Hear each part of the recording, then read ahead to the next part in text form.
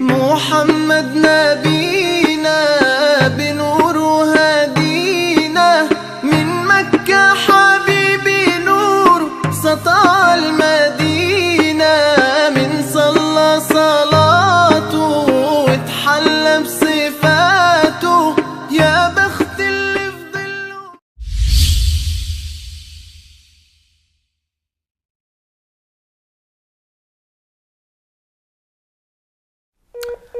اعوذ باللہ من الشیطان الرجیم بسم اللہ الرحمن الرحیم۔ السلام علیکم ناظرین، میں علی موسوی پروگرام طب اہل بیت لے کر آپ کی خدمت میں حاضر ہیں۔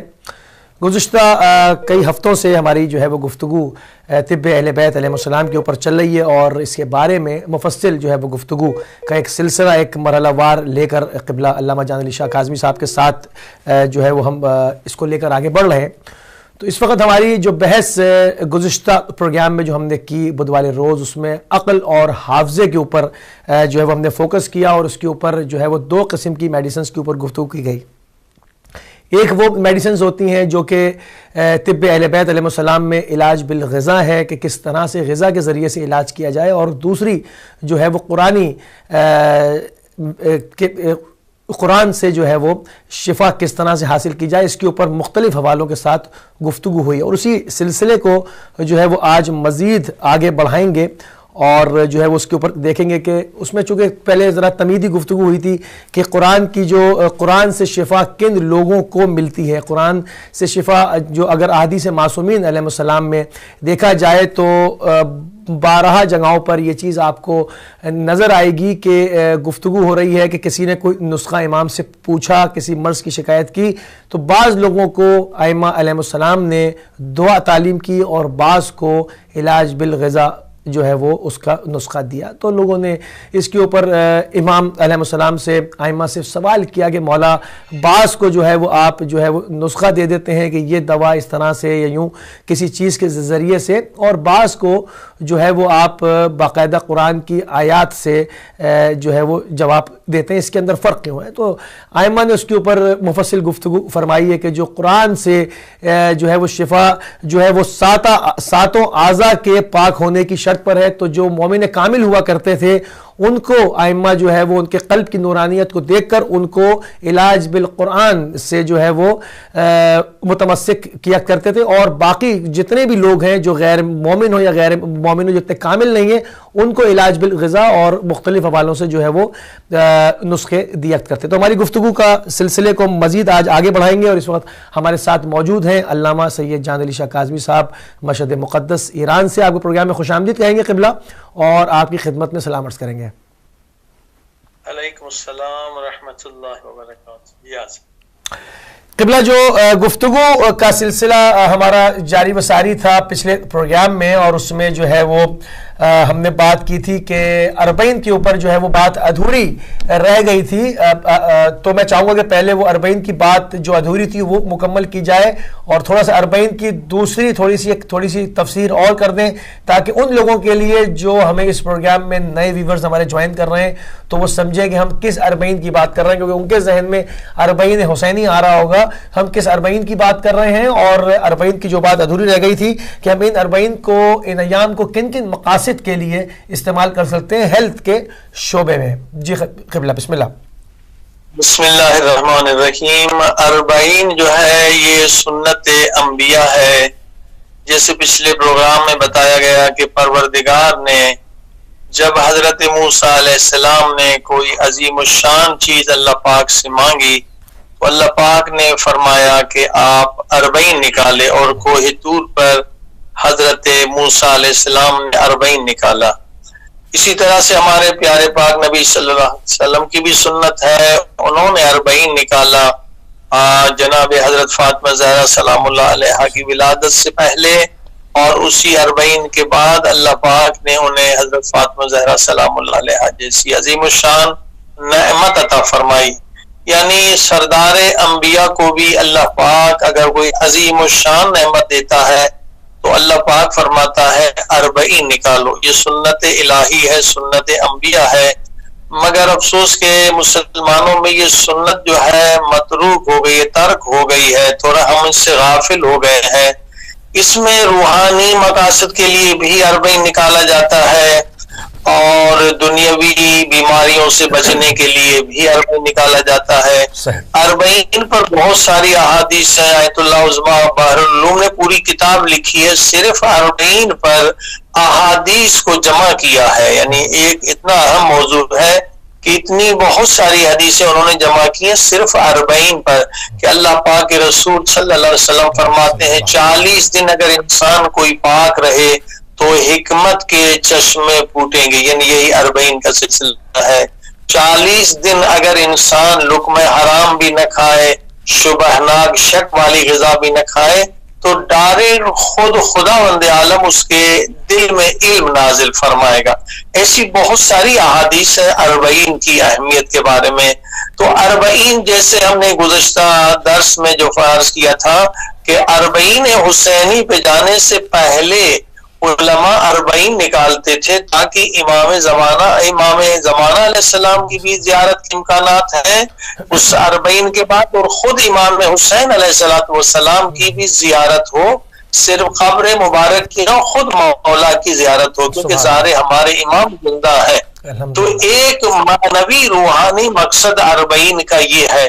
اپنے اندر اگر غصہ ہے، کسی کے اندر تکبر ہے، عجب ہے، حسد ہے، تو کوئی بھی اگر نفسانی بیماری ہے اس کو بھی ختم کرنے کے لیے 40 نکال سکتے ہیں. کوئی بھی انسان کے اندر کمزوری ہے، حافظے کو بڑھانے کے لیے بھی یہ جسمانی ہو گئے، عقل کو بڑھانے کے لیے یا بیماریوں کو ختم کرنے کے لیے مثلا بہت سارے 40، مثلا زیارت عاشورہ کا 40 نکالیں، زیارت جامعہ کا 40 نکالیں، اسی طرح سے سورہ یاسین کا 40 نکالیں. یہ پوری فہرست ہے جو احادیث میں بیان ہے. ہماری کیونکہ بہت زیادہ جو ہے صحت کے بارے میں ہے، تو صحت کے بارے میں حتیٰ کہ کینسر کے مریض بھی ایک 40 نکال کر کینسر جیسی موذی بیماری کو اپنے وجود سے ختم کر سکتے ہیں. وہ 40 کیا ہے؟ 40 دن مخصوص عبادات ہوں گی، جس میں پہلے بھی ذکر کیا کہ سورہ الحمد ہے، 4 کل، آیت الکرسی، یہ 70 مرتبہ پڑھنا ہوگا 40 دن. اور پھر ان کی غذا جو ہے وہ فروٹ تھراپی جسے کہتے ہیں، صرف فروٹ پہ چلے جائیں گے. اس سے بہت سارے لوگ شفا پا چکے ہیں، تاکہ کینسر کے مریض اور جگر کے مریض، کیونکہ 40-42 دن کے بعد آپ کے سیل جو ہیں باڈی کے وہ نئے بنتے ہیں. اور اگر آپ نے کوئی الٹی پلٹی چیز نہیں کھائی، خود حدیث میں ہے کہ فروٹ میں شفا ہے. البتہ فروٹ کا انتخاب بھی جو ماہرین غذا کریں گے کہ تمام وٹامنس آپ کو ملیں، تمام منرلز ملیں، تو کینسر جیسے مرض کو بھی آپ شکست دے سکتے ہیں 40 کے دن. خود انگلینڈ میں پیٹربرو میں خاتون کا قصہ میں آپ کو بتاؤں، پرانا بھی نہیں ہے، ڈاکٹروں نے کہا 1 مہینے میں مر جائے گی، کینسر تھا. وہ خاتون بستر سے ہل نہیں سکتی تھی. وہاں پر کسی نے جو ماہر تھے انہوں نے کہا کہ 42 ڈیز یا 40 ڈیز یہ جو ہے چلے جائے فروٹ پر، 40 دن 42 دن صرف فروٹ کھائیں. پہلے 3 دن بہت مشکل ہوتی ہے، آخر انہیں ظاہر ہے کہ موت سامنے نظر آ رہی تھی تو انسان برداشت کر لیتا ہے. وہ خاتون جو فروٹ پہ چلی گئی اور الحمدللہ جو بستر پہ ہل نہیں سکتی تھی، 42 یا 40 ڈیز کے بعد وہ خاتون دوڑنے لگی، چلنے لگی. یہ سارے جو ہے ثبوت ہے 40 سے باڈی کو آپ جو ہے صاف کر سکتے ہیں، ڈیٹاکسیکیشن کر سکتے ہیں، ساری جو گندگی باڈی کے اندر ہے، بیماریاں ختم ہو سکتی ہیں. تو 40 صحت کے لیے بھی بہت عمدہ چیز ہے، معنوی روحانی طاقت بڑھانے کے لیے بھی بہترین چیز ہے. تو اس سے ہم لوگ غافل ہیں. بہت ساری مشکلات، بیماریوں کی بھی بہت ساری خطرناک بیماریاں جو ہے آپ 40 کے ذریعے سے یقیناً ختم کر سکتے ہیں. جی صاحب، سبحان اللہ. تو قبلہ جو 40 میں انسان کی عقل اور حافظہ بڑھتا ہے، کیونکہ ہمارا آج کا جو موضوع ہے اس میں ہم پورا فوکس جو ہے وہ عقل اور حافظے کو کریں گے، اور اس سے ریلیٹڈ جو اور مسائل ہیں جو کہ پیٹ کی بھی گفتگو ہوئی تھی، کہ پیٹ کی بیماریوں کی، اور اس کو بھی ہم ساتھ میں شامل کریں گے کیونکہ اس کا بھی بہت زیادہ تعلق ہے، اور اس تعلق کو بھی کھولیں گے انشاءاللہ. مگر ابھی ہم بات کر رہے ہیں کہ 40 میں جو انسان کی عقل اور حافظہ بڑھتا ہے، تو اور بیماریوں کو ختم کرنے کے لیے ہم اس 40 کو نکالتے ہیں، تو اس میں اس کے اعمال کون سے انجام دیے جائیں جس سے عقل اور حافظے میں جو ہے وہ مضبوطی پیدا ہو، اور وہ اعمال انجام نہ دیے جائیں جن سے جو ہے وہ حافظہ اور عقل کمزور ہوتی ہے. ذرا اس کو ذرا ڈیفائن کر دیں پلیز. جی ہاں، بہت اچھی بات ہے، کیونکہ جو ای میلز بھی آئی ہیں آج جو ایک ہفتے کے اندر جو ای میلز ریسیو کی ہیں اس میں بھی یہ سوالات ہیں. دوبارہ پھر پیٹ کے مریض زیادہ ہیں، پھر یہی شکایات زیادہ ہیں، اور عقل کے بارے میں بھی. دیکھیے طب اہل بیت کی جو ایک خصوصیت اور بھی ہے، پہلے 2-4 خصوصیات بیان کر چکے ہیں کہ طب اہل بیت واحد ہے جس میں مزاج کا مسئلہ ہے کہ مزاج ہر ایک انسان کا الگ ہے، اس کے لیے دوائی الگ. دوسروں میں یہ مزاج شناسی نہیں ہے. اور اس کے علاوہ طب اہل بیت میں یہ ہے کہ صرف جسمانی دوا نہیں بلکہ دعا اور قرآنی آیات کے ذریعے سے بھی علاج ممکن ہے.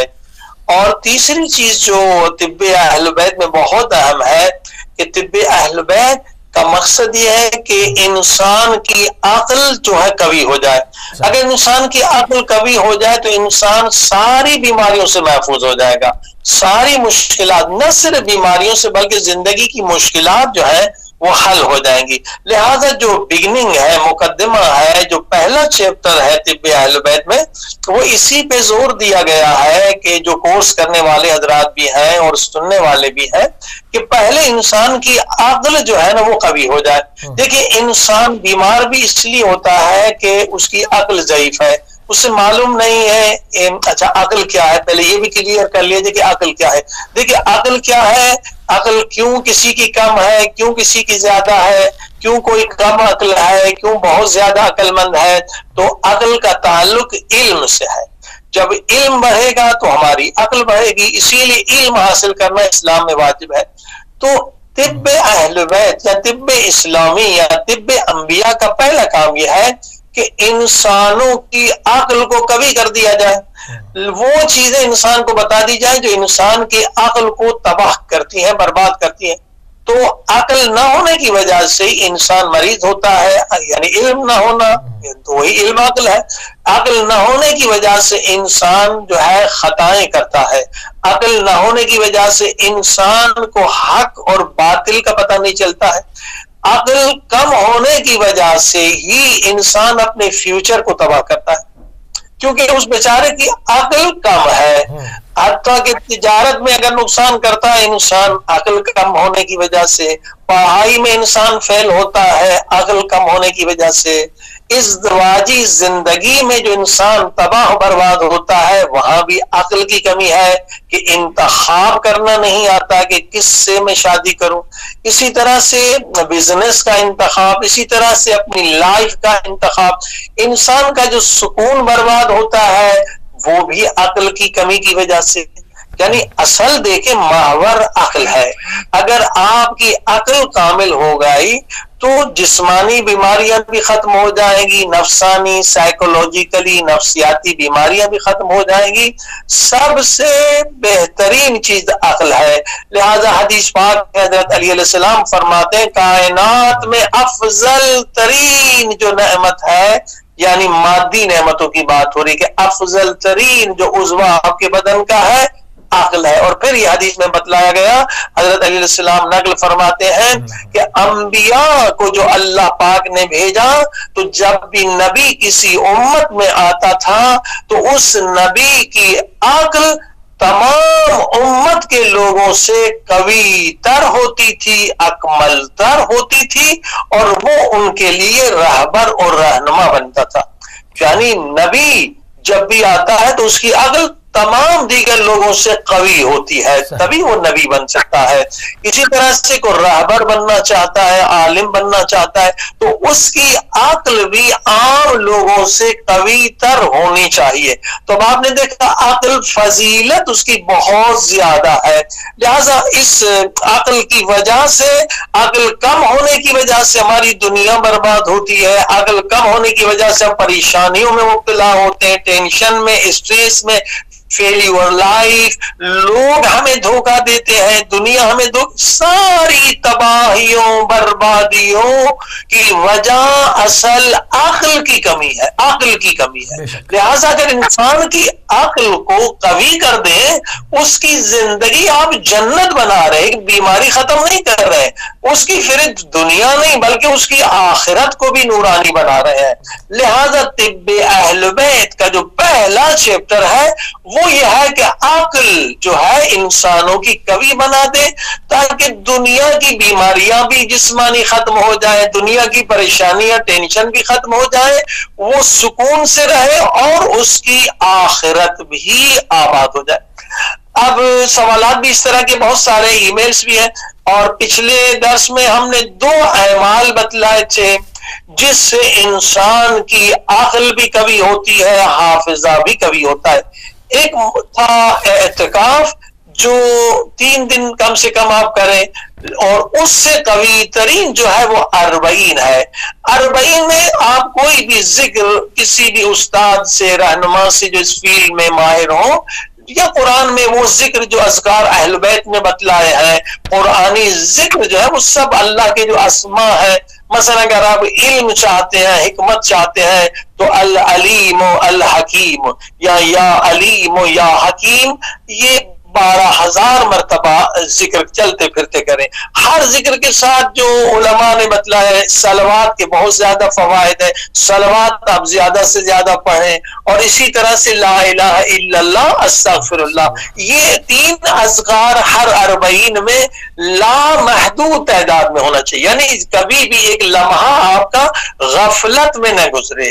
یعنی اس سے خود حافظہ بڑھتا ہے کہ غفلت میں نہ ہو انسان, ذکر میں ہو یا دعا میں ہو یا تلاوت قرآن. اپنے کاموں میں مشغول رہے, یہ نہیں کہ آپ جاب نہ کریں, اپنے کام مشغول رہے, مگر ذکر میں مشغول رہے, قرآن کی تلاوت میں مشغول رہے. آج ہم کچھ چیزیں آپ کو بتاتے ہیں جن سے عقل تباہ ہو برباد ہو جاتی ہے, اور وہ کیا ہے؟ وہ ہے الہوا. حدیث پاک ہے ادو جو دشمن عقل ہے وہ ہوا ہے.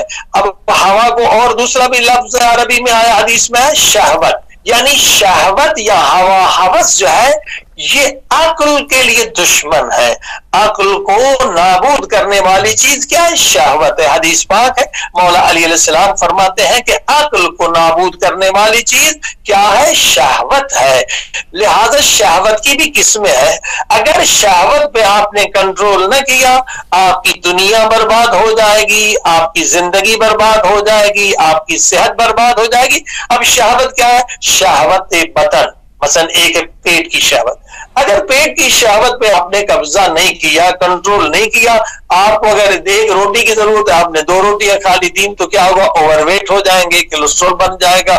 یعنی اور امراض جو ہے پیٹ ہے, ساری بیماریاں یہاں سے ہوتی ہیں. یعنی گھر جو بیماریوں کا پیٹ ہے.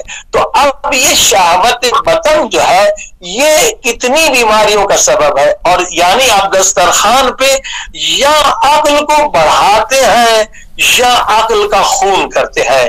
آپ کو ضرورت ہے 1 روٹی کی یا 1.5 روٹی کی, آپ کھا رہے ہیں 3 روٹیاں, تو کیا ہوگا؟ یقیناً آپ مریض ہوں گے, یقیناً آپ بیماری مبتلا ہوں گے, اور آپ کی اتنی عقل کم ہوگی.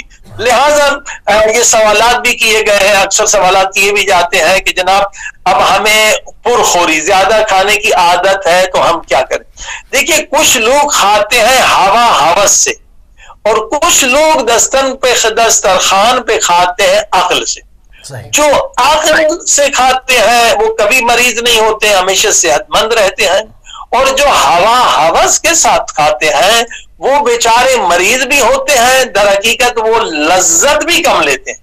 وہ سمجھتے ہیں اپنی کم عقلی کی وجہ سے کہ ہم لذت زیادہ لے رہے, مگر یہ ان کا خیال ہے, یہ ان کا وہم ہے.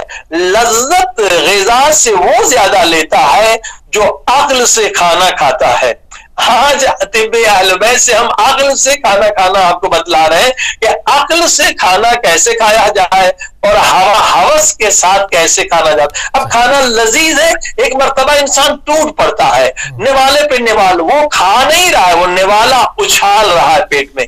در حقیقت لذت جو ہے وہ زبان منہ کے اندر ہے. جب نوالا آپ نے پھینکا چبایا نہیں, اسے منہ میں نہیں رکھا, تو آپ نے لذت تو بہت کم لی. مگر جو عقل سے کھاتا ہے, عقل سے کھانے کے لیے جو احادیث میں فرامین ہے کہ اس کو جتنا زیادہ ہو زیادہ چبائے, زیادہ, بس حکمہ کہتے ہیں 40 مرتبہ زیادہ چبائے. اب جتنا زیادہ چبائیں گے اتنی زیادہ اس غذا سے لذت لیں گے. اور پرخوری والا پھینکتا ہے, ایک لقمے سے آپ 20 لقموں کی لذت لے رہے. لذت تب تک ہے جب لقمہ آپ کے پیٹ میں نہیں, آپ کے منہ میں رہتا ہے. اب یہ عقل سے کھانا ہے, یہ لذت بھی زیادہ لے رہا ہے اور بیماری بھی نہیں ہوتی, اس کے پیٹ میں درد بھی نہیں ہوتا, اوور ایٹنگ بھی نہیں, اوور ویٹ بھی نہیں, کیونکہ ایک لقمے کو آپ 40 مرتبہ چبائیں. یعنی ہم کیا کرتے, جب ہوا ہوس کے ساتھ کھاتے ہیں تو ہم دانتوں کا کام آنتوں سے لیتے ہیں. تو ظاہر بیچارے آنتوں کا کام تو یہ نہیں ہے, دانتوں سے ہم نے کام نہیں لیا, لذت بھی کم لی, یہ ہوا ہوس کے ساتھ. اب دیکھیں میجورٹی میں جو لوگ کھاتے ہیں ہوا ہوس کے ساتھ کھاتے ہیں. حدیث پاک سنیے کتنا زبردست طب اسلامی میں آداب بتایا. یہ عقل کو بڑھانے کے آداب ہیں, کھانے کے آداب. فرمایا کہ دسترخوان پر زیادہ بیٹھو مگر کم کھاؤ. اب دیکھیے سوچنے کا مقام ہے کہ زیادہ بیٹھے مگر کم کھائے. یہ کیسے ممکن ہے کہ زیادہ بیٹھے؟ پھر یہ بھی بتلایا کہ دسترخوان پہ جتنی دیر آپ بیٹھیں گے وہ ٹائم آپ کی عمر سے کم نہیں ہوتا. دیکھیے اللہ پاک نے لطف و کرم کیا ہے, وہ کریم ہے کہ میرا بندہ کھا رہا ہے تو اے فرشتو یہ ٹائم اس کی عمر سے کم نہیں ہونا چاہیے. زیادہ دسترخوان پہ بیٹھو مگر کھاؤ کم. یہ کیسے ممکن ہے؟ جب ہم عقل سے کھائیں گے تو یقیناً ایسا ہی ہوگا کہ کم کھائیں گے. عقل سے پہلا تو سو بتا کہ ہم نے 40 مرتبہ اس کھان لقمے کو چبانا ہے, لذت زیادہ پھینکنے میں نہیں ہے, منہ میں رکھنے میں. اچھا ایک ابھی سائنٹیفیکل بات بھی بتا دوں کہ اللہ نے انسان کا سسٹم جو اسٹومک کا سسٹم ہے, ڈائجسٹو سسٹم ہے اور نروس سسٹم, اس کو کتنا خوبصورت بنا ہے.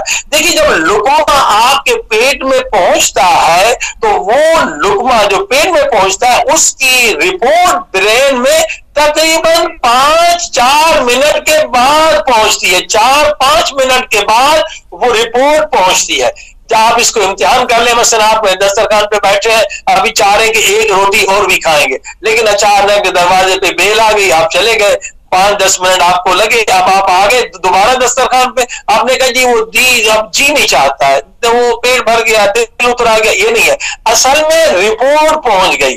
یعنی یہ اللہ پاک نے جان بوجھ کر جو ہمارا نروس سسٹم یہ لقمے کی جگہ جو لقمہ پہنچتا ہے جہاں, وہ جگہ پہ اللہ نے سلو رکھا ہے تاکہ ہم صبر کریں اور آہستہ آہستہ کھائیں, ہوس سے نہ کھائیں, عقل سے کھائیں. جب عقل سے کھائیں گے تو کیا ہوگا, ہماری عقل بڑھے گی. ہوس کے ساتھ کھائیں گے تو کیا ہوگا, ہماری عقل کا خون ہوگا. اب جو لوگ اپنا وزن گرانا چاہتے ہیں, خود ہم نے بھی اس نسخے پہ عمل کیا, تقریباً 20 کلو ہم نے وزن گرا دیے تھے. اور نسخہ شہید آیت اللہ دستغیب کا ہے, وہ فرماتے کہ انسان کیونکہ حریص ہے, ہوس کے تابع ہو جاتا ہے, اس وجہ سے انسان بیچارہ جو ہے وہ کئی بیماریوں میں مبتلا ہو جاتا ہے. اس کا حل بہت اچھا انہوں نے نکالا, یہی جو رپورٹ پہنچ جانے کا, وہ کہتے ایک لقمہ کھائیے, خوب چبائیے, اس کے بعد ایک مرتبہ سورہ انا انزلنا پڑھیں, پھر دوسرا لقمہ اٹھائیے.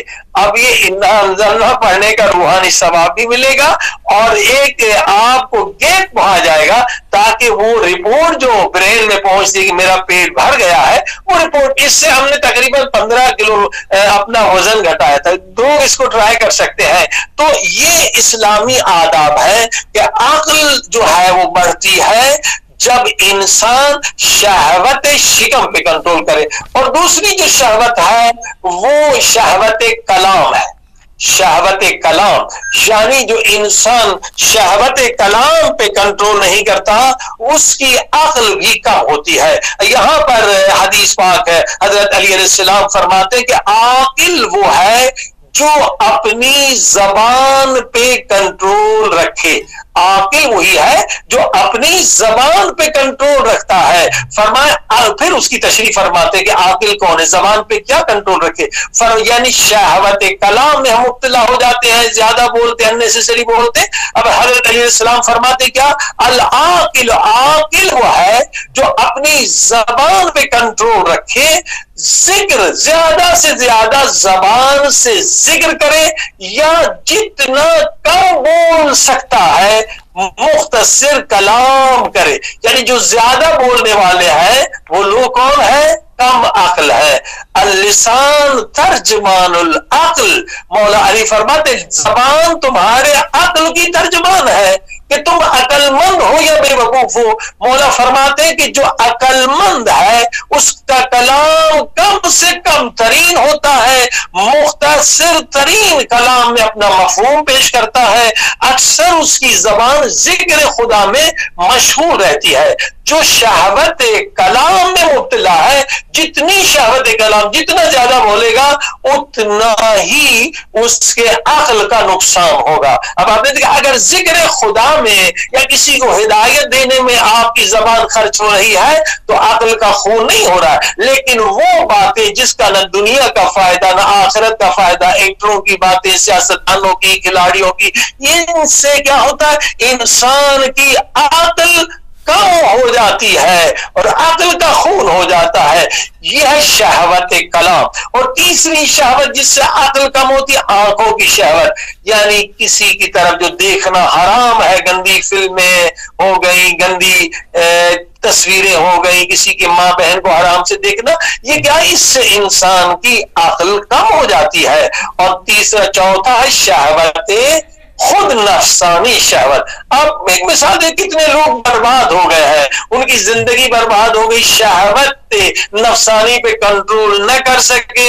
ہم امریکہ گئے تھے, رات کو 2 بجے ایک صاحب نے پریشان ہو کے فون کیا, مولانا میرے بچے نہیں تھے, وغیرہ چلے گئے تھے اور مجھے شیطان نے بھٹکایا, شہوت نے مجھ پر غلبہ کیا, میں نے جا کے ایک طوائف کے ساتھ گناہ کیا. اس نے لکھ کر کہا کہ میں ایڈس کے مرض میں ہوں, تم بھی اب مریض ہو جاؤ گے. میں نے جا کے چیک اپ کرا, اب میں نے دیکھا کہ میں بھی ایڈس کے مریض میں مبتلا ہو گیا ہوں. اب میری بیوی بچے بانے واپس آنے والے میں کیا کروں, شہری کا مسئلہ ہے, میں اگر بیوی کے پاس جاؤں گا وہ بھی مریض ہو جائے گی. اب دیکھیے یہ عقل کی کمی ہے نا, کہ 5-10 منٹ کے لیے اس نے اپنی زندگی کو برباد کر دیا. تو اسلام یہ کہتا ہے اگر تو عقل تیری قوی نہیں ہوگی تو ایڈس کے مرض میں مبتلا ہوگا, عقل تیری قوی نہیں ہوگی تو کینسر کے مرض میں مبتلا ہوگا, عقل تیری قوی نہیں ہوگی تو کھا کے کولیسٹرول, ٹرائیگلیسرائڈ پتہ نہیں اوور ویٹ ہو کے اپنے کو تباہ برباد کر دے گا. اصل عقل ہے. تو ان شہوتوں کو کنٹرول کر ہزارہ بیماریوں سے بچ جائے گا. شہوت بطن, پیٹ کی شہوت پہ کنٹرول کر, اور شہوت زبان, زبان کی شہوت پر, کلام یعنی زیادہ بولنے کی عادت کو ختم کر, آنکھوں کی شہوت پہ کنٹرول کر, اور نفسانی سیکس کی شہوت پہ کنٹرول کر, تو تیری عقل بڑھے گی. سبحان اللہ. اور اسی طرح سے حضرت علیہ الصلوۃ والسلام نے ایک زبردست جملہ کہا ہے تاکہ ہمیں سمجھانے کے لیے کہ عقل کی کتنی اہمیت ہے, ہم اس سے اہمیت نہیں دے رہے. حضرت علی علیہ السلام فرماتا العقل رسول الحق. اللہ اکبر. عقل جو ہے اللہ کی طرف سے باطنی رسول ہے, عقل جو ہے باطنی نبی ہے تمہارا اللہ کی طرف سے. تم یعنی پیٹ کی وجہ سے اللہ کے رسول کو قتل کر رہے ہو, پیٹ کی شہوت کی وجہ سے, یا آنکھوں کی شہوت کی وجہ سے, یا زبان کی شہوت کی وجہ سے, یا سیکس کی شہوت. تو رسول اللہ کی طرف سے رسول ہے عقل, یہ عضو اللہ نے تمہیں دیا ہے, مگر اس شہوت کی وجہ سے تم اللہ کے رسول کا قتل کر رہے ہو جو تمہارے اندر موجود ہے. یعنی یہ دیکھیں کتنی زبردست حدیث ہے کہ العقل رسول الحق, عقل اللہ کی طرف سے تمہارا رسول ہے, اللہ کی طرف سے تمہارا نبی ہے, لہذا ان اعمال کو انجام دو جن سے تمہاری عقل طاقتور ہو, نہ کہ ان اعمال کو انجام دو جن سے تمہاری عقل کا خون ہو جائے. آج جو چیٹنگ لوگ کرتے ہیں یہ بھی عقل کا خون ہے, نامحرم کے ساتھ چیٹنگ کرنا عقل کا خون ہے. ہزار تباہیاں, بربادیاں, طلاق, فتنے, فساد, یہ جو انٹرنیٹ مفت میں واٹس ایپ ہے, یہ ٹیلی گرام, اس سے کتنے گھر تباہ برباد ہو رہے ہیں, کتنے خاندان برباد, کتنی طرح. یہ سب کیا ہے, ضد عقل, شہوت. شہوت اور پاگلوں کی طرح لوگ بیٹھے چیٹنگ کر رہے ہیں. نہ دنیا کا فائدہ نہ آخر، گناہ ہی گناہ. لہٰذا یہ عقل کا خون ہے. اللہ نے ہمیں باطنی رسول دیا، وہ عقل ہے. لہٰذا تمام ان چیزوں کو اعمال کو انجام دے جس سے عقل طاقتور ہو، اور انشاءاللہ ان تمام چیزوں کو ترک کر دے جس سے ہمارے عقل کا خون ہو جائے. جی ہاں صحیح. قبلہ اعمال کے اوپر تو بات ہو گئی، وہ کون سی غذائیں ہیں جو عقل کو گھٹاتی ہیں، حافظے کو گھٹاتی ہیں، اور وہ کون سی غذائیں ہیں جو حافظے اور عقل میں مضبوطی پیدا کرتی ہیں؟ یہ ذرا سا بیان فرمائیے. جی ہاں، دیکھیے جو پہلا درس تھا اس سے پہلے، اس میں پوری فہرست ہے. حضرت امیر حضرت علی علیہ السلام نے بتلائی، تقریباً 10 چیزیں مولا علی علیہ السلام نے بتلائی تھی. نئے سامعین کے لیے مختصر اسے ریپیٹ کر دیتے ہیں کہ غذا کا بھی تعلق ہے، غذا کا بھی تعلق ہے، اسے انکار نہیں ہے. اعمال کا بھی تعلق ہے. دیکھیے ان ساری چیزوں کا ایک دوسرے سے ربط ہے. نہ غذا کا انکار کر سکتے ہیں، نہ ہم اعمال کا انکار کر سکتے ہیں. لہذا علی علیہ السلام نے فرمایا کم عقلی یہ ہے کہ زیادہ کھانے سے عقل کم ہوتی ہے. پھر فرمایا کن چیزوں سے عقل بڑھتی ہے؟ کرفس، سیلری کھانے سے عقل بڑھتی ہے، کدو کھانے سے عقل بڑھتی ہے. حضرت رسول خدا صلی اللہ علیہ وسلم کو کدو کا حلوہ بہت پسند تھا. اگر براؤن شوگر کے ساتھ بنائیں، بچوں کو کھلائیں، بچوں کی عقل بڑھتی ہے. اسی طرح سے انجیر، فگ جو ہے وہ اگر ناشتے میں آپ کھائیں فگ اور ایک آیت کے ساتھ کھائیں، انا نحن نزلنا الذکر وَإِنَّا لَهُ لَحَافِظُونَ، یہ ہم نے خود بھی تجربہ کیا ہے. اس سے حافظہ بڑھتا ہے. اس میں کھانے کا بھی ذکر ہے اور قرآن کی آیت کا بھی. یہ قرآن کی آیت ہے، یعنی 2-3 دانے فگ کے آپ لے لیں ناشتے میں، اسے کھائیں، مگر یہ آرگینک ہونے چاہیے. اِنَّا نَحْنُ نَزَّلْنَا الذِّکْرَ، یہ قرآن کی آیت ہے. وَإِنَّا لَهُ لَحَافِظُونَ، 2-4 مرتبہ پڑھ کے دم کریں، بسم اللہ کر کے 2-4 دانے آپ ناشتے میں کھائیں. اس میں کیا ہوگا؟ آپ کا ہاتھ بڑھے گا. مگر 41 دن یہ عمل کرنا، وہی 40، یہاں کھانے کا بھی 40 آ گیا حافظہ بڑھانے کے لیے، 40 یا 41 دن. اسی طرح زعفران اور شہد کو ملا کے آپ کھائیں، یہ بھی 7 دن بھی آپ کر سکتے ہیں. اگر سردی کا موسم ہے، گرمی میں 7 دن چونکہ زعفران گرم ہوتی ہے، لیکن سردی میں مشکل نہیں ہے، زیادہ بھی سے 14 دن بھی آپ کر سکتے ہیں.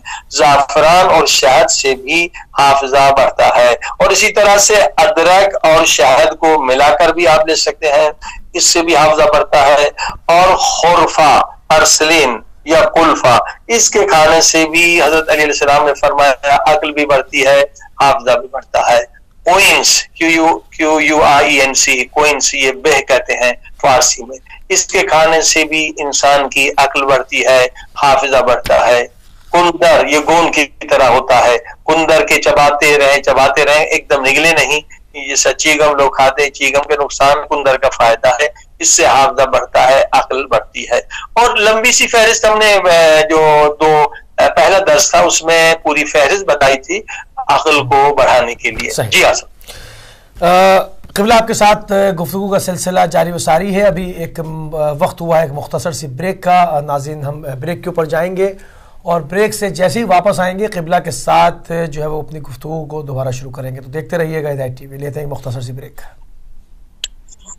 محمد نبینا بنور هدینا من مکہ حبیبی نور سطع المدینہ من صلی صلاته اتحلى بصفاته یا بخت اللي ٹھیک ہے جی ناظرین، ایک مختصر سے وقفے کے بعد دوبارہ آپ کی خدمت میں حاضر ہیں اور اس وقت ہمارے ساتھ موجود ہیں علامہ جان علی شاہ کاظمی صاحب. ہماری گفتگو کا سلسلہ جاری و ساری ہے اور قبلہ آپ کو پروگرام میں خوش آمدید کہیں گے اور گفتگو کو جہاں پہ ہم نے روکا تھا وہاں سے دوبارہ شروع کریں گے کہ انسان دنیا میں جیسے عقل کی گفتگو ہو رہی ہے تو انسان جو اپنے زندگی کے بعض دفعہ فیصلے کرتا ہے اور بعض دفعہ بہت غلط فیصلے کر جاتا ہے، تو کس طرح سے معلوم کریں، کس طرح سے اس کو پرکھیں کہ جو ہم فیصلہ کرنے جا رہے ہیں وہ عقل کے معیار پر پورا اترتا ہے یا نہیں، ہماری عقل صحیح ہے، سالم ہے یا نہیں، یہ کیسے معلوم کریں گے؟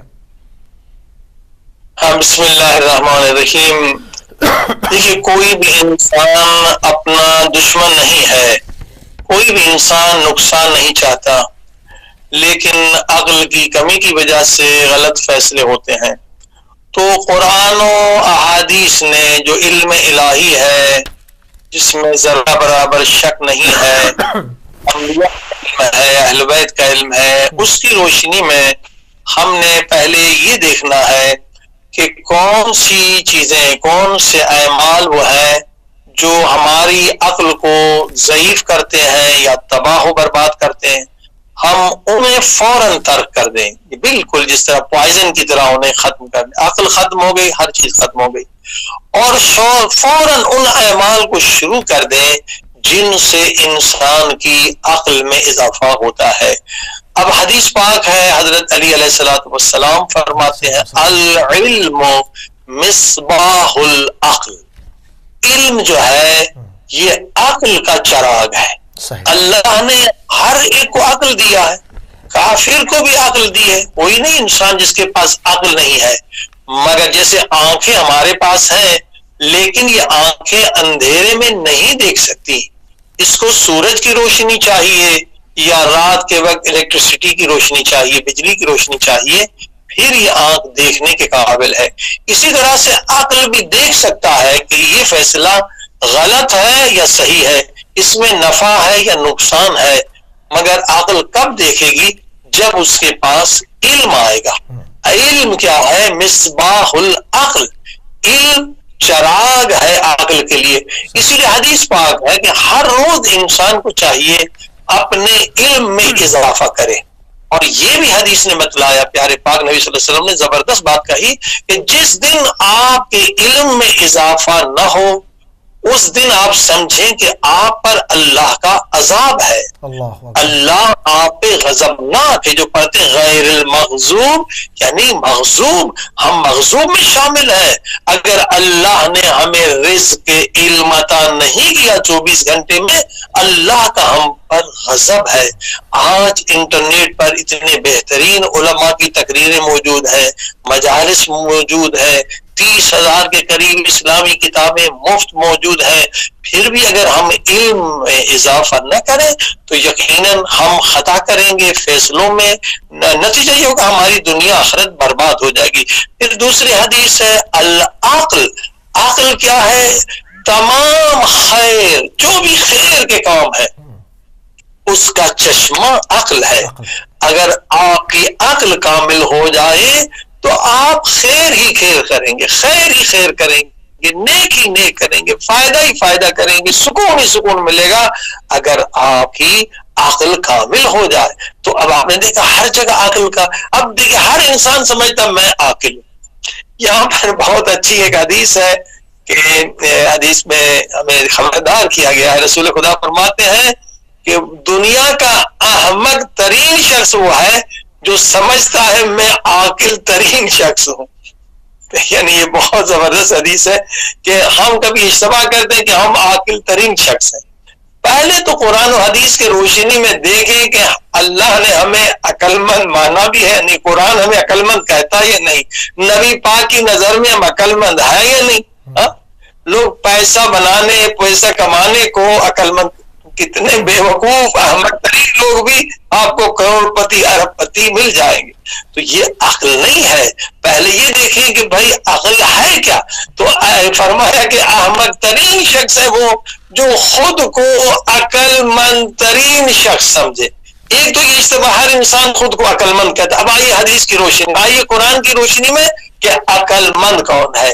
بہت زبردست حدیث ہے، نبی پاک صلی اللہ علیہ وسلم کی حدیث، مولا علی علیہ السلام کی زبان مبارک سے فرماتے ہیں پتہ کیسے چلے کہ انسان تو عقل مند ہے یا بے وقوف ہے؟ فرمایا جس انسان کو اپنے غصے پہ کنٹرول نہیں ہے وہ خود کو عقل مند نہ کہے، اس کی عقل ابھی تک ناقص ہے۔ جس کو غصے پہ کنٹرول، ہمیں ابھی تک غصے پہ کنٹرول نہیں، ہم سمجھ رہے ہم عقل مند ترین شخص ہے۔ فرمایا نہیں، عقل مند وہ ہے جسے اپنے غصے پہ کنٹرول، ٹھیک ہے۔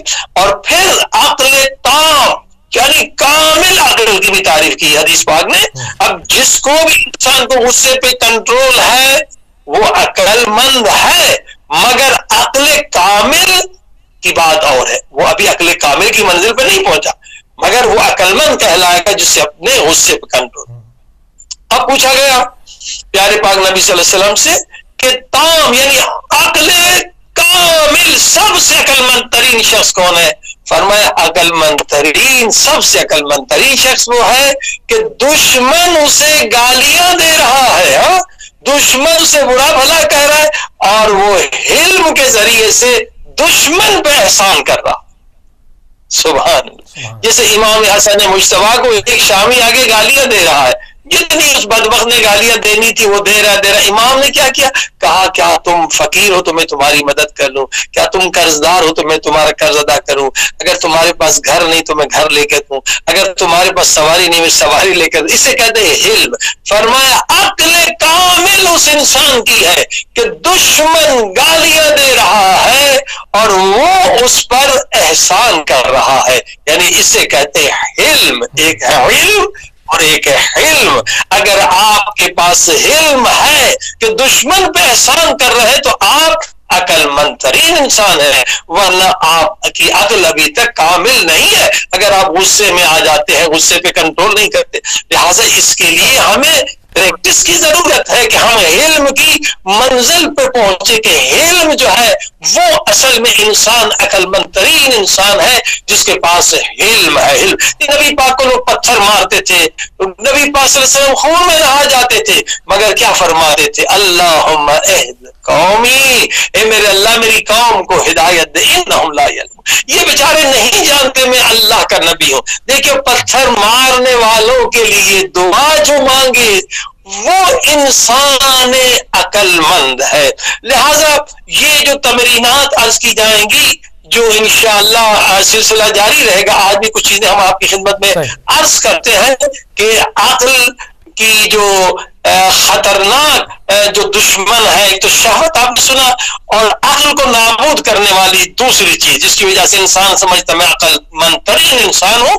حدیث پاک میں ہے کہ العجب یفسد العقل. عجب کیا ہے؟ بہت ساروں کے لیے لفظ نیا ہوگا، اسلامی لفظ ہے، علم اخلاق میں استعمال ہوتا ہے. عقل کو نابود کرنے والی دوسری بڑی چیز کیا ہے؟ عجب. عجب یہ تکبر سے ملتی جلتی چیز ہے، مگر تکبر میں آپ دوسرے کو پست سمجھتے ہیں، خود کو بلند و بالا سمجھتے ہیں. عجب میں ایسا نہیں. عجب یعنی اپنے علم پر ناز کرنا، اپنی جوانی پہ ناز کرنا، اپنے حسن پہ ناز کرنا، اپنی تحقیق پہ ناز کرنا، اپنی خطابت پہ ناز کرنا کہ میرے جیسا خطیب کوئی نہیں، میرے جیسا کوئی عالم نہیں، میرے جیسا کوئی عقل مند نہیں، میرے جیسا کوئی پہلوان نہیں، میرے جیسا کوئی سیاست مند نہیں. یہ عجب کہتے ہیں. مولا علی حدیث نقل کرتے ہیں عجب یہ عقل کو نابود کر دیتا ہے. عقل کو کبھی عجب میں مبتلا نہ ہو. عجب میں کون انسان مبتلا ہوتا ہے؟ جس کی توحید لا الہ الا اللہ کمزور ہوتی ہے. بھائی اگر ہم ڈاکٹر بن گئے ہیں، اگر ہم پی ایچ ڈی کر لیے ہیں تو اس میں ہم سمجھ لیں کوئی ہمارا کمال ہے. بھائی ہم نے کیسے علم حاصل کیا، کیسے ڈاکٹر بنے؟ اللہ نے اگر آنکھیں نہ ہوتی کیسے پڑھتے؟ اللہ نے آنکھیں دی نا. اللہ اگر برین نہ دیتا تو ہم کیسے، یہ حافظہ نہ دیتا کیسے ہم پڑھتے، کیسے یاد کرتے؟ یعنی جو بھی ہم نے چیزیں حاصل کی ہیں وہ کیسے حاصل کی؟ آنکھیں اللہ نے دی، عقل اللہ نے دیا، ہاتھ اللہ کی دی ہوئی چیزیں استعمال کر کے ہم نے ایک مقام حاصل کیا ہے. تو وہ کمال ہمارا ہے یا خدا کا کمال ہے؟ کمال کو، ترقی کو، بلندی کو، تعریف کو اپنی طرف نسبت دینا خلاف عقل ہے اور خلاف توحید ہے. ٹھیک ہے. یعنی کمال اللہ کے لیے ہے، تعریف اللہ کے لیے ہے، یہ اللہ کی دی ہوئی چیزیں ہیں. جہاں انسان کمال کو اپنی طرف نسبت دے گا وہیں فرعونیت آ جائے گی، میں آ جائے گی، میں بڑا سائنسدان، میں بڑا عالم، یہاں میں آ گئی وہاں شیطان ہے. شیطان بھی چاہیے، یعنی حتیٰ کہ عبادت پر بھی اگر انسان ناز کرے اس کی عبادت برباد ہو جاتی جاتی ہے۔ امام زین العابدین علیہ الصلوۃ والسلام دعائے مکارم الاخلاق میں فرماتے ہیں کہ وَلَا تُفْسِدْ عِبَادَتِي بِالْعُجْبِ وَالرِّيَاءِ وَالسُّمْعِ، تین چیزیں عقل کو بھی نابود کرتی ہیں اور تین چیزیں انسان کی عبادت کو بھی نابود کرتی ہیں۔ ایک ہے عجب، دوسرا ہے ریاکاری، اور تیسرا ہے اپنی تعریف سن کے خوش ہونا۔ یعنی جو انسان آپ کی تعریف کر رہا ہے وہ آپ کی عقل کو غش کر رہا ہے، بے ہوش کر رہا ہے۔ جب انسان اپنی تعریف سنتا ہے خوش ہونے لگتا ہے کہ واقعی میں ایسا ہوں۔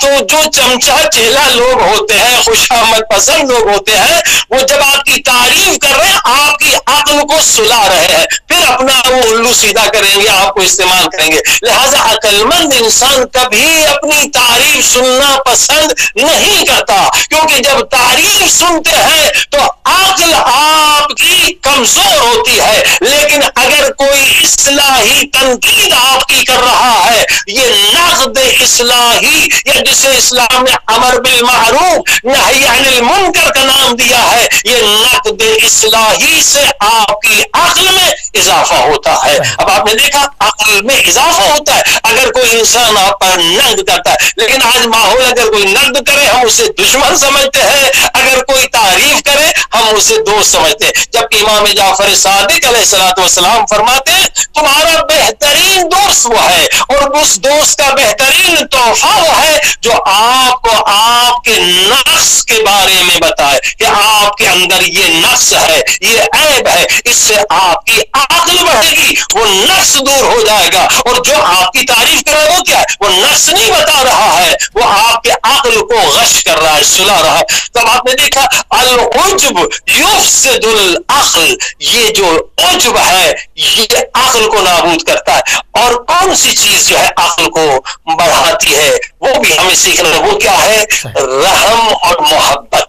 اللہ کی مخلوق سے محبت کرنے سے حدیث پاک میں ہے یہ رأس العقل ہے، یہ منبع مرکز عقل ہے کہ اللہ کے بندوں پر رحم کرے، یعنی خود مخلوق خدا کی خدمت جو ہے نا یہ عقل کو بڑھانے والی چیز ہے۔ عقل کو اگر بڑھانا، یتیموں کی مدد کریں کیونکہ عقل نور ہے، خدا دیتا ہے، غریبوں کی مدد کریں، مخلوق خدا پہ رحم کریں، جو بیچارے ان پڑھ ہیں ان کو علم دیں، جو فقیر ہیں ان کی مدد کریں۔ حدیث پاک کہتی ہے کہ اگر عقل بڑھانا ہے تو کیا کریں؟ آپ غریبوں پہ رحم کریں، مسکینوں پر رحم کریں، کیونکہ یہ صفت پروردگار ہے، رحم رحم رحم۔ بسم اللہ الرحمن الرحیم قرآن میں کتنی مرتبہ؟ 114 مرتبہ آیا ہے، یعنی خدا کہتا ہے میں رحمان ہوں، رحیم ہوں۔ اے بندے اگر یہی صفت تیرے اندر بھی پیدا ہو جائے تو میں تجھے نور عقل عطا فرماؤں گا۔ نور عقل یہ اللہ کی طرف سے ہے، اللہ کی طرف سے اللہ عقل بڑھاتا ہے۔ لہذا اگر کوئی عقل بڑھانا چاہتا ہے، ہر روز آپ دیکھیں میں آج کسی انسان کے کام آیا یا نہیں آیا۔ دیکھیے یہ جو درخت ہے نا، درخت یہ بھی اپنے وجود سے ہزاروں لوگوں کو آکسیجن گیس دیتا ہے۔ اگر میرے وجود سے کسی انسان کو کوئی فائدہ نہیں پہنچا تو میں تو درخت سے بھی گیا گزرا ہوں، پتھر سے بھی اینٹیں بنتی ہیں، گھر بنتے ہیں، اس سے بھی انسانیت کو فائدہ ملتا ہے۔ اگر 24 گھنٹے میں آپ کے وجود سے کسی کو کوئی فائدہ نہیں ملا تو آپ کی عقل ناقص ہے۔ کوشش کریں حتیٰ کہ انسان نہیں کسی حیوان کی مدد کر لیں، کسی درخت کو پانی پلا دیں۔ آپ کے وجود سے کسی کو فیض ملنا چاہیے، جب فیض دیں گے تو وہاں سے فیض آئے گا، سبحان اللہ، فیض دیں گے تو خدا کی طرف سے فیض آئے گا۔ جی اس کو تھوڑا سا اور کھولتے ہیں، کافی پوائنٹس ہمارے پاس ہیں اور اب وقت جو ہے وہ ہمارے پاس کم ہوتا چلا جا رہا ہے کیونکہ اختتام ہم دعا پہ بھی کریں گے، تو کچھ پوائنٹس کو اور شامل کرتے ہیں کہ عقل نظری اور عقل فعالی میں کیا فرق ہے؟ جی صاحب، عقل نظری، جی بہت اچھا سوال ہے۔ عقل نظری اور عقل فعالی، عملی یا عقل فعال، دیکھیے اب یہ جتنی باتیں ہم کر رہے ہیں یہ عقل نظری ہے۔ صرف سننے سے، بیان کرنے سے نہ میری عقل بڑھے گی، نہ ناظرین و سامعین کی عقل بڑھے گی۔ عقل اس وقت بڑھے گی جب ہم عمل کریں گے۔ ان چیزوں پر جب عمل ہوگا تو ہماری عقل فعال بنے گی. مثلا ہم نے آپ کو نسخہ بتا دیا کہ بھائی یہ نسخہ ہے کہ آپ لوہے سے سونا بنا سکتے ہیں, تو آپ امیر تو نہیں بنیں گے نا جب تک کہ وہ عمل نہ کرے, فارمولہ نہ بنائے. میں نے آپ کو ایک نقشہ دیا کہ یہ نقشہ ہے, یہاں پر خزانہ ہے, تو نقشہ سمجھانے سے صرف آپ خزانہ حاصل نہیں کریں گے بلکہ آپ کوشش کریں گے, محنت کریں گے, جا کے وہ خزانہ حاصل کریں گے. تب یہ جتنی بحث ہماری ہو رہی ہے یہ عقل نظری ہے. اس سے نہ میری عقل بڑھے گی نہ سننے والوں کی عقل بڑھے گی. عقل کب بڑھے گی؟ جب ہم اس پر عمل کریں گے. مثلا ہم نے حدیث سنی کہ بھئی 2 رکعت نماز اگر توجہ کے ساتھ پڑھیں تو نبی پاک فرماتے ہیں اس پہ جنت واجب ہے. تو یہ عقل نظری ہے. لیکن جب تک ہم پڑھیں گے نہیں وہ 2 رکعت نماز توجہ سے, تب تک عقل فعال نہیں ہوگی. ہم نے کہا نماز تہجد کے اتنے فوائد ہیں, عقل بڑھتی ہے, حافظہ بڑھتا ہے, اور ہزارہ نعمت قبر میں ملتی ہے, روشنی ہوتی ہے, بستر مل جاتا ہے, فرشتے غلامی میں آ جاتے ہیں, جنت کے میوے, یہ سارے نظری ہے. لیکن جب تک ہم نماز تہجد کو پڑھیں گے نہیں تو یہ ہماری عقل کیا ہے؟ یہ عقل فعال نہیں ہوگی, عقل عملی. اب جو اسلام میں اصطلاح ہے یہ فلسفے کی اصطلاح ہے, عقل نظری اور عقل فعال. مگر جو اسلام میں اس کا ٹرمنالوجی, عقل ایمان ایک ہی چیز ہے. ایک ایمان نظری ہے, ایک ایمان قلبی ہے کہ دعا مانگتے اللہم انی اسألک ایمانا, اے میرے اللہ مجھے وہ ایمان دے, ایمان قلبی. ایمان قلبی انسان کو گناہ سے روک سکتا ہے. ہمیں پتہ ہے خدا دیکھ رہا ہے پھر بھی ہم گناہ کر رہے ہیں کیونکہ ہمارا ایمان نظری ہے, ابھی ایمان قلبی نہیں ہے. ہمیں پتہ ہمیں مرنا ہے پھر بھی لوگوں پہ ظلم کر رہے ہیں, دوسروں کا حق کھا رہے ہیں. پتہ ہے وہاں ذرے ذرے کا حساب دینا ہے, اگر یتیم کا مال کھائیں گے تو قبر آگ سے بھر جائے گی, مگر ہم پھر بھی یہ گناہ کر رہے ہیں. کیوں؟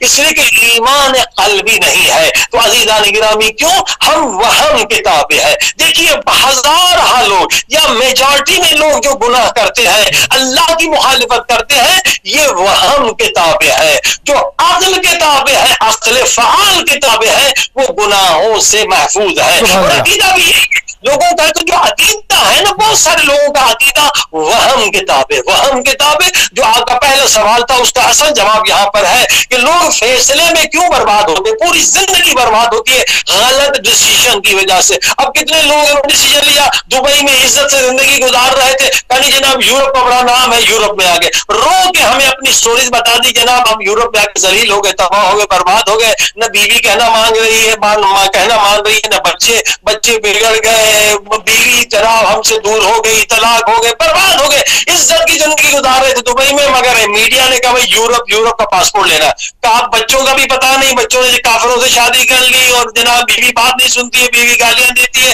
پتہ نہیں کتنی ہزارہ کسی ڈیسیژن. ہم ڈیسیژن جب لیتے ہیں وہ ہم کے تابع, تب ہماری زندگیاں برباد ہوتی ہیں. لیکن ڈیسیژن اگر عقل کے تابع, عقل بھی فعال ہو تو یقیناً بربادی سے بچیں گے. اب آپ دیکھیں آج جو دنیا میں ایک سلسلہ ہے کروڑ پتی بنے, ارب پتی بنے, یہ 60-70 کی زندگی ہم اسی میں لگا دیتے ہیں کہ بھائی ہم امیر بنیں گے. کچھ لوگ سعودی جاتے ہیں, کچھ یورپ جاتے ہیں, کچھ ساؤتھ افریقہ جاتے ہیں امیر بننے کے لیے, مہاجرت کے لیے, اور کچھ نے تو خاندان برباد ہو گئے, 20-20 سال پڑے ہوئے سڑ رہے ہیں, بیویاں وہاں پر, بچے وہاں پر, جناب امریکن پاسپورٹ لینے کے چکر میں یورپین پاسپورٹ. یہ غلط ڈیسیژن سے بچے وہاں تباہ, وہ خود وہاں تباہ. یہ غلط ڈیسیژن ہوتے, غلط نظریہ سمجھتے جناب یہ امیری ہے اس میں کہ بھائی وہاں ہم جا کے امیر بن جائیں گے. اب دیکھیے آئیے مولا علی سے سنیں, آئیے قرآن سے سنیں, پیارے پاک نبی صلی اللہ علیہ وسلم سے سنیں. ہر انسان امیر بننا چاہتا ہے, یہ انسان کی فطرت میں امیر بننا چاہتا ہے, طاقتور بننا چاہتا ہے, عظیم الشان سکون بھری زندگی گزارنا چاہتا ہے. مگر امیری ہے کیا, سکون کہاں رکھا ہے؟ مولا علی فرماتے ہیں سنو اے دولت کے اندر امیری تلاش کرنے والوں سنو, حقیقی امیر وہ ہے جس کی عقل کامل ہے. حقیقی امیر وہ ہے, وہ ملٹی بلینر ہے جس کی عقل کامل ہے. اگر آپ کے پاس ارب روپے ہیں مگر آپ ٹیبلٹس کھا کے سو رہے ہیں، سکون نہیں ہے، سائیکٹرسٹ کے جا رہے ہیں، بچے گالیاں دے رہے ہیں، بیوی طلاق لے رہی ہے، کورٹ میں جا رہے ہیں، ٹینشن اس سے، تو کیا یہ دولت آپ کو امیر بنا رہی؟ کچھ لوگوں کے لیے خود دولت عذاب کا سبب ہے. ہمیں ایک ملٹی ملینر انسان نے کہا کہ مولانا لعنت ہو اس دن پر جس دن ہم امریکہ آئے، میں یہاں ملٹی ملینر تو بن گیا، میری انشورنس اتنے ملین کی ہے، اور 2 مرتبہ میرے بچوں نے مجھے زہر دیا ہے کہ بابا مر جائے تو اتنے ملین ملیں گے. اب بتائیے کتنے لوگوں کے لیے دولت عذاب ہے. یورپ امریکہ میں کتنے والدین بچوں کے ذریعے سے قتل ہو جاتے ہیں، پوری ایک رپورٹ ہے. اب آپ نے دیکھا یہ غلط فیصلے، امیری اس میں نہیں ہے دولت میں کہ تم ملٹی ملینر بن جاؤ اور تمہاری اولاد تمہاری بیوی تمہاری دشمن ہو جائے. اصل امیری کیا ہے؟ مولا فرماتے ہیں اصل امیری یہ ہے کہ تمہاری عقل کامل ہو جائے. عقل کامل ہو گئی تم امیر ترین انسان ہو، تم جھوپڑی میں بھی رہو گے سکون سے رہو گے، تم سوکھی روٹی کھا کر بھی لذت حاصل کرو گے، تمہاری دنیا بھی آباد ہوگی آخرت بھی برباد نہیں ہوگی. اگر دنیا میں ملٹی ملینئر ہو بھی گئے، یہ دنیا کی زندگی کتنی ہے؟ 100 سال سے زیادہ نہیں. مرنے کے بعد کی زندگی کتنی ہے؟ بل تؤثرون الحیات الدنیا. یہ دنیا کی زندگی قرآن کے اندر بہت مختصر ہے، وہ زندگی ابدی ہے، کروڑ خربہ سال سے زیادہ. اگر دنیا میں حرام سے، رشوت سے، فریب سے تم نے پیسے بنا بھی لیے تو کیا ہوگا؟ اگر آخرت برباد ہوگی. لیکن جب عقل تمہاری کامل ہوگی تو تم دنیا میں بھی آباد رہو گے، دنیا میں بھی خوش رہو گے، دنیا میں بھی آرام سے رہو گے، سکون سے رہو گے، بچے تابعدار رہیں گے، متقی رہیں گے، اور آخرت میں بھی جنت تمہارے انتظار میں ہے، وہاں بھی نعمت ہی نعمت ہے. اور ایک اور چیز جو بہت عمدہ مولا علی فرماتے ہیں کہ عقل کو بڑھانا اگر چاہتے ہیں تو سخی بنے. آپ دیکھیے وہاں جا کر لوگ دیکھیے جہاں جیسے ماحول ہوتا ہے لوگ ویسے ہوتے ہیں. دبئی وغیرہ جو لوگ جاتے ہیں مزدوری کرنے، عربوں میں بہرحال سخاوت ہے، برائیوں کے ساتھ ایک اچھائی بھی ہے کہ جناب سخاوت زیادہ ہے، وہاں لوگ سخی بن جاتے ہیں. لیکن جب یورپ وغیرہ میں آتے ہیں، یورپین لوگوں میں سخاوت نہیں ہے تو وہی چیز وہ سیکھ لیتے ہیں. مولا علی فرماتے ہیں جو عقل مند ہوتا ہے وہ سخی ہوتا ہے، اور جو بے وقوف ہوتا ہے وہ بخیل ہوتا ہے. اچھا اس کے ساتھ روحانی امراض کو کس طرح اس کی تشخیص کی جائے، کیونکہ اس سے ملتا جلتا یہ بھی ایک معاملہ ہے. اس میں روحانی امراض کو کیسے ڈھونڈیں گے؟ کیا روحانی امراض کیا ہے؟ جی ہاں بالکل، یہ سوال بھی آپ کا لے لیتے ہیں. پہلے یہ جملہ ذرا مولا علی کا بعض لوگوں کی سمجھ میں نہیں آئے گا کہ سخی جو ہے وہ عاقل ہے اور جو بخیل ہے وہ بے وقوف ہے. اب لوگ تو یہ سمجھتے ہیں تو سخی بے وقوف ہے، یہ اپنا پیسہ لٹا رہا ہے. ہمارا پیسہ تو بینک بیلنس محفوظ ہے. اب ان لوگوں کو جن کے اندر بخل ہے اور جو یہ شبہہ یا اشکال یا سوال کریں گے ان کا جواب بہت عملی میں آپ کو بتاؤں. اب آپ دیکھیے صدام کے زمانے سے لے کر اب تک، اب تو ختم ہو گیا لیکن کافی عرصے تک عراق میں فقر بہت تھا. ہزاروں فقیر لگے لوگوں کو کہتے بھی پیسہ دے پیسہ دے، صدام نے اتنا ظلم کیا تھا. لیکن عراقیوں نے سخاوت دکھائی. وہ جو اربعین میں لوگ جاتے ہیں 4 دن ہفتہ بھر، سونے کی جگہ بھی مفت ہے، کھانا بھی مفت ہے. تو اس وقت جب لوگ سنتے ہیں کہ بھائی صرف ٹکٹ کا خرچہ ہے، صرف ٹکٹ کا خرچہ ہے، تو اس وقت 2 سے لے کر 4 کروڑ لوگ جاتے ہیں. اب دنیا میں کہاں ہے، کون سا ملک ہے جس میں 4 کروڑ وزیٹر جائیں؟ اور لوگ یہی سمجھ، لیکن خرچ تو وہاں کرتے ہیں.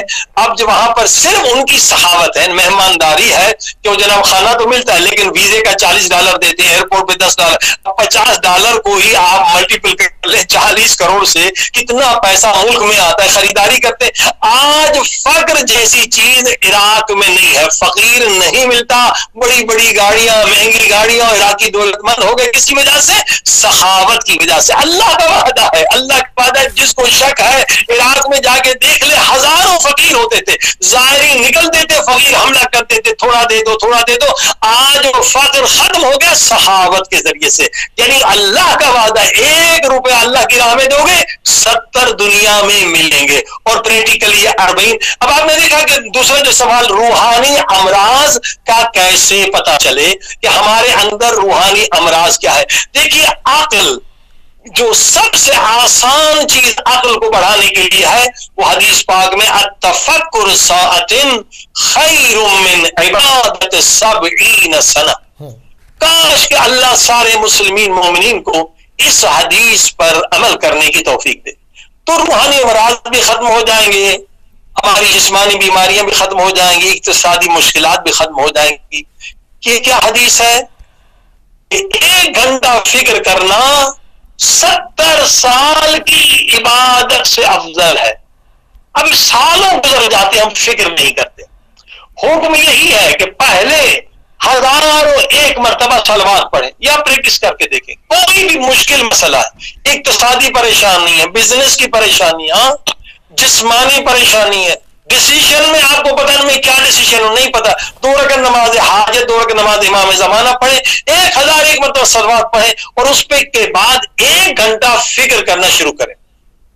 کوئی آئیڈیا آپ کو نہیں مل رہا ہے، کوئی آئیڈیا نیا، یعنی ریسرچ کرنا چاہتے ہیں، خلاق کریٹیوٹی چاہتے ہیں، کوئی نئی چیز بنانا چاہتے ہیں، آپ سائنسدان ہیں، ڈاکٹر ہیں، پروفیسر ہیں، اسلامی موویز بنانے والے، اب اس میں بند کر کے دیکھیں، 2 رکعت نماز حاجت، 2 رکعت نماز امام زمانہ پڑھ کے 1001 مرتبہ صلوات پڑھیں۔ ذکر سے کیا ہوتا ہے؟ کریٹیوٹی پیدا ہوتی ہے، جو ذکر کرتے اللہم صلی علی محمد وعلی، یہ رابطہ آسمان سے، عالم غیب سے، آپ کا رابطہ، عقل کا رابطہ عالم غیب سے ہوتا ہے، اور ساری کریٹیو چیزیں ادھر سے آتی ہیں، عالم غیب سے آتی ہیں۔ اس کے بعد 1 گھنٹہ فکر کرنا شروع کریں کہ میرے اندر کیا نقائص ہے۔ دیکھیں گھر میں ماحول ہمارے ہاں اسلامی نہیں ہے۔ اکثر گھروں میں اگر باپ بیٹے کو کہہ دے بیٹا یہ آپ کے اندر خرابی، بیٹا ناراض ہو جاتا ہے، بیٹا اگر باپ کو کہہ دے باپ اور ناراض ہو جاتا ہے۔ بھائی دیکھیے، مومن کے لیے آئینہ ہونا چاہیے۔ سونے سے پہلے گھر کے لوگ مل بیٹھے 5 منٹ کہ آج کے دن میں نے کیا مسٹیک کی ہے۔ ہمیں اپنی مسٹیک کا پتہ نہیں چلتا، کیونکہ اب میرے اگر چہرے پہ کالک لگی مجھے نظر نہیں آگے جب تک آئینہ نہ دیکھوں۔ حدیث میں کہ مومن کا آئینہ ہے، تو ایسا ماحول ہونا چاہیے کہ ہم ایک دوسرے کی اصلاح کریں، اس سے عقل بڑھتی ہے۔ ہم سننے کے لیے تیار نہیں، کچھ لوگ تو آگ کی طرح، آگ بغل اگر ان کو آپ کہتے ہیں آپ میں یہ بیماری ہے، آپ کے اندر یہ نقص ہے۔ یہ ماحول، یہ فرہنگ، یہ کلچر ہونا چاہیے۔ سونے سے پہلے گھر کے لوگ مل بیٹھے، پہلے بات سنتے رہے، بیٹے میں نے آج آپ کو ڈانٹا تو نہیں، میں نے کوئی غلط کام تو نہیں کیا، پیار سے، ادب سے، باپ ہے ادب سے، پتہ ہے بابا آپ نے یہ غلط کام کیا، اس میں کوئی حرج۔ اس لیے ہماری اصلاح نہیں ہوتی، اس لیے ہم بار بار غلطی کرتے ہیں۔ کئی خاندانوں ہم نے دیکھا کہ کینسر کی بیماری اس لیے کہ وہ ایک ہی چیز سب لوگ کھا رہے ہیں، اور وہ سائنٹیفک ثابت ہے کہ جناب اس میں وہ کینسر ہوتا ہے۔ اسی طرح سے اخلاقی بیماری ہے، کئی گھروں میں طلاق وجہ اسی لیے کہ وہ ایک ہی طرح سے ان کے اندر بری ہیبٹس ہے۔ تو یہ جب تک کہ ہم فکر نہیں کریں گے، فکر کا ثمر کیا ہے؟ عقل ہے۔ جب فکر کریں گے تو عقل بڑھے گی، فکر نہیں کریں گے، ہم 24 گھنٹے میں 5 منٹ فکر نہیں کرتے کہ ہمارے اندر برائی کیا ہے، ہمارے اندر خامی کیا ہے، ہمارے اندر بدنظمی کیا ہے۔ پھر اس کے بعد عقل فعال کی طرف جائیں، پھر ٹائم ٹیبل بنائیں۔ اور اس کے بعد دیکھیے جو مولا علی علیہ السلام نے، کیونکہ وقت آپ بتا رہے ہیں کم ہے، آخری حدیث جو بہت بہت اہم ہے، جتنی بحث ہم نے کی اس سے نورانی تر اور افضل ترین یہ حدیث ہے، کام کی حدیث سے مولا علی علیہ السلام فرماتے کل شیء یحتاج الی عقلہ، ہر شے عقل کی محتاج۔ اگر نقصان سے بچنا ہے عقل کامل کرو، اقتصاد میں کامیابی چاہتے ہو عقل کامیاب کرو، عبادت، روحانیت، معرفت، ملاقات امام زمان، جو بھی چاہتے ہیں دنیا آخرت کی کامیابی، عقل کو بڑھاؤ۔ کل شیء یحتاج الی عقلہ، ہر شے محتاج ہے عقل کی، مگر عقل محتاج ہے ادب کا۔ سبحان اللہ۔ عقل محتاج ہے ادب کا۔ دیکھیے جو یورپ میں سب سے بڑا نقصان ہوتا ہے بچوں کا کہ اسکول میں کوئی ادب نہیں سکھاتا کہ باپ کا ادب کیسے ہے، ماں کا ادب کیسے ہے، والدین کا ادب کیسے ہے، بزرگوں کا ادب کیسے ہے، استاد کا ادب کیسے ہے۔ وہاں تو اسکول میں بچے جو گوروں کے ساتھ بیٹھتے ہیں تو استاد کو بھی پاسٹر کہتے ہیں، ماں باپ کو بھی گالیاں دیتے ہیں۔ ادب بالکل، علم اگر آ بھی جائے، اگر انسان کے ادب نہیں ہے تو وہ علم سے کچھ فائدہ ملنے والا نہیں ہے۔ مولا فرماتے ہیں عقل، عقل، جو انسان عاقل ہے وہ تلاش میں رہتا ہے، 2 چیزوں کے تلاش میں رہتا ہے، میرا علم میں اضافہ ہو اور میرے ادب میں سبحان اضافہ اللہ. ہر دن کوشش کرتا میں با ادب بنوں. دیکھیے ادب کیا ہے؟ ادب یہ ہے کہ انسان ہمیشہ خود کو خدا کے حضور میں سمجھے, ہمیشہ خود کو خدا کی دربار میں سمجھے. یہ عاقل ترین انسان ہے, اس کی عقل کامل ہے. یہ دوسری نشانی بتا رہا ہوں, علم کے بعد اس سے بھی افضل ترین عاقل مند عقل مند ترین انسان کائنات کا وہ ہے جو ہمیشہ خود کو خدا کے حضور میں سمجھے, خدا کی دربار میں سمجھے, عالم غیب سے وہ کنیکٹڈ ہے, وہاں سے علم لے رہا ہے, وہاں سے فیض لے رہا ہے. دیکھیں علامہ محمد حسین طباطبائی جس نے سب سے بہترین تفسیر المیزان لکھی ہے, شاگرد کہتے ہیں کبھی ہم نے استاد کو ٹیک لگا کر بیٹھتے ہوئے نہیں دیکھا.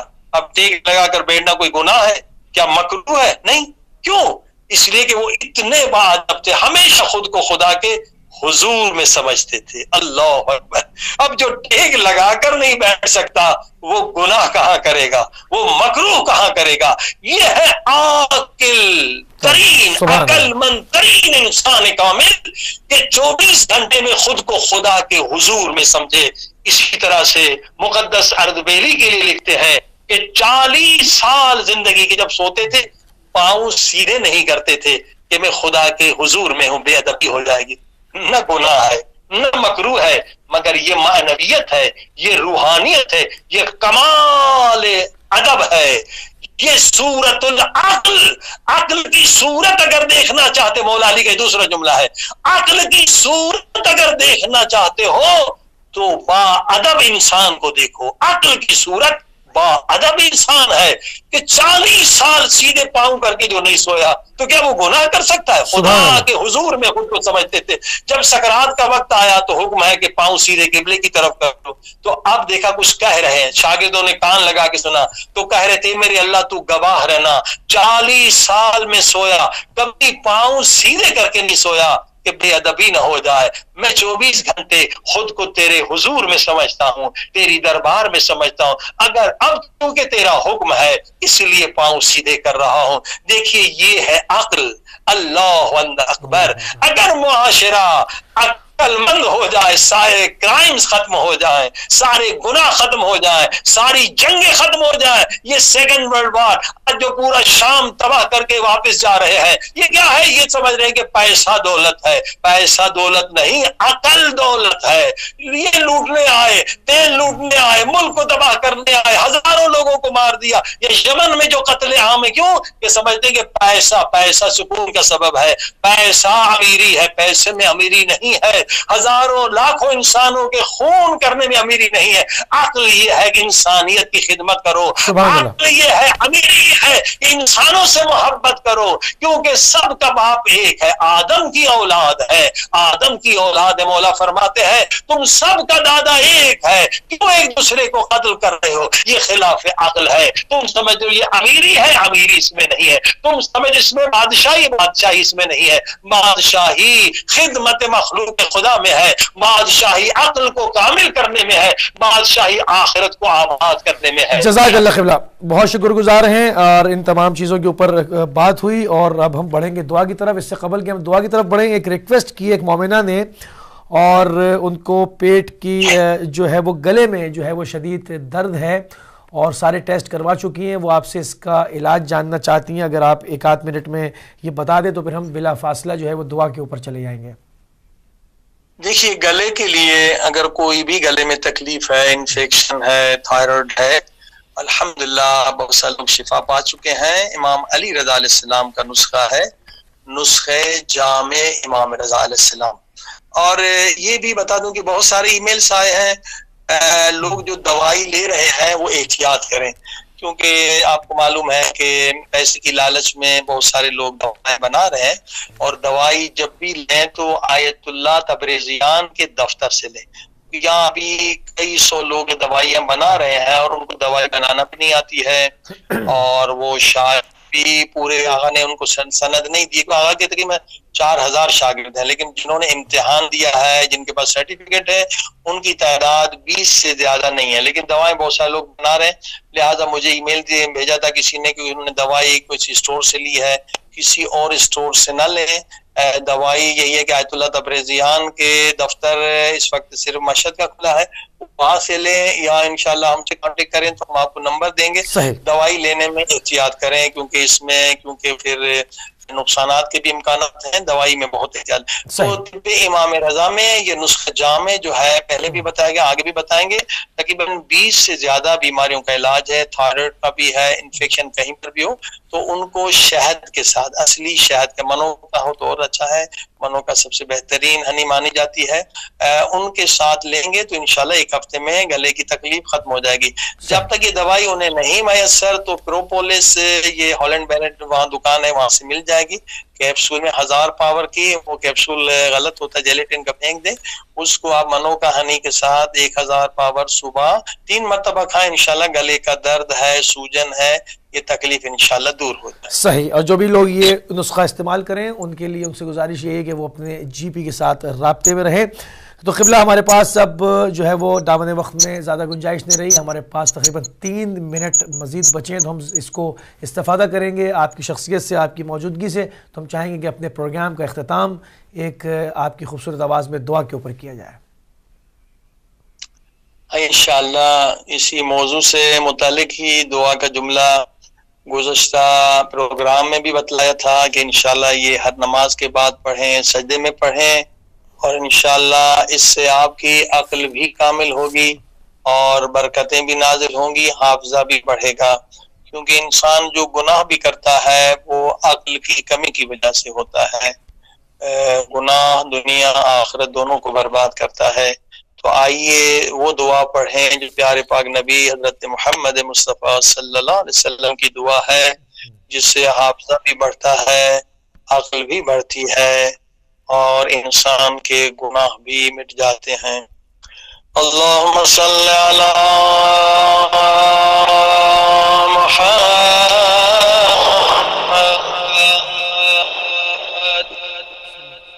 وعلی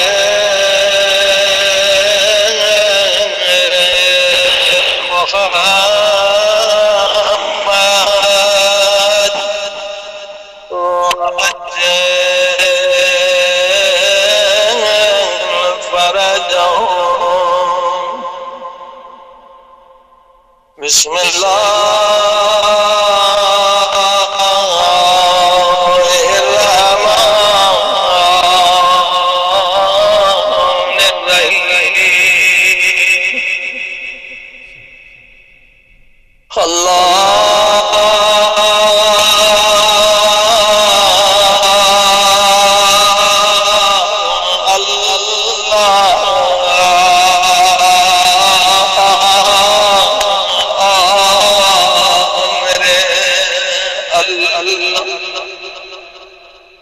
مریضوں کے لیے عرض کرتا ہوں، اس کو جب تکلیف ہوتی ہے تو خود بخود زبان سے لفظ نکلتا ہے آہ۔ آہ بھی اللہ کا نام ہے، وہ کتنا کریم ہے، وہ کتنا رحیم ہے کہ ہم درد سے آہ بھی بلند کرتے ہیں تو خدا اسے بھی عبادت میں شامل کر دیتا ہے۔ بہت ساروں کو نہیں معلوم آہ اللہ کا نام۔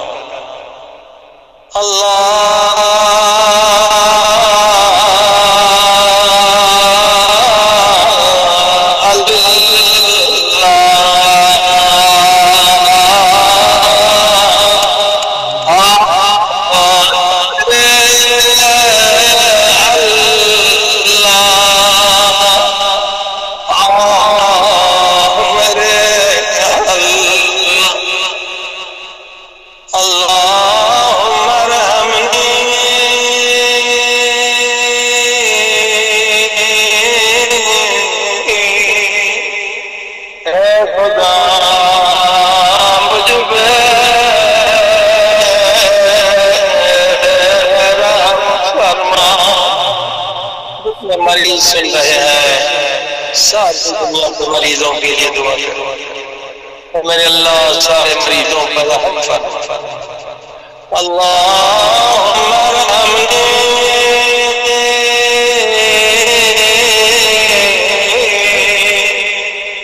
برحمتک ترک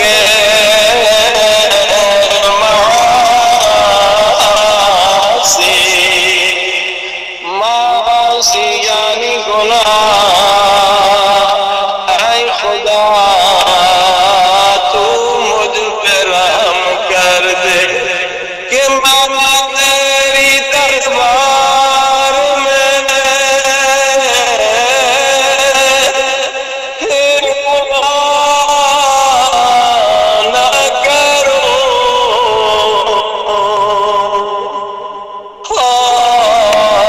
تیری دربار میں بار بار گستاخی نہ کروں۔ اللہم ارحمنی بترک المعاصی ابدا، کبھی بھی گناہ نہ کروں،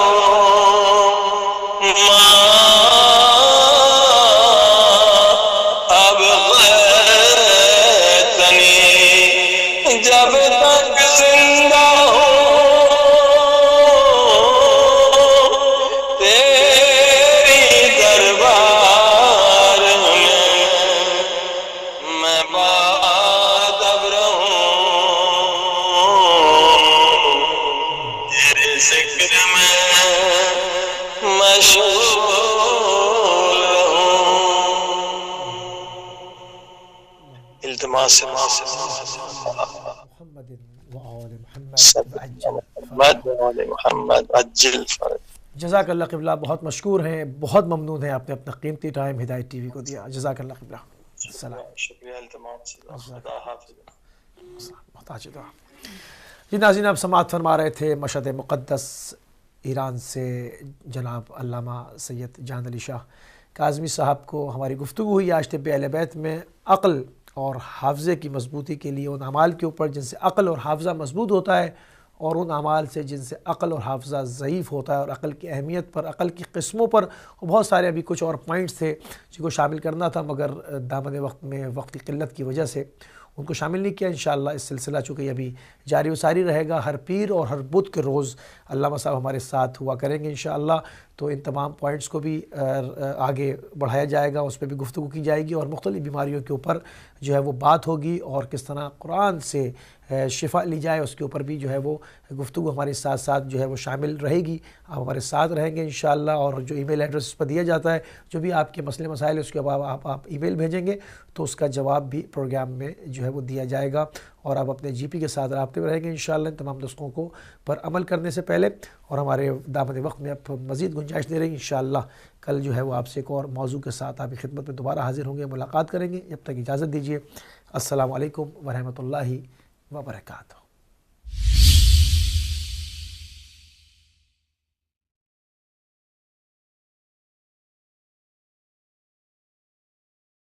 محمد نبينا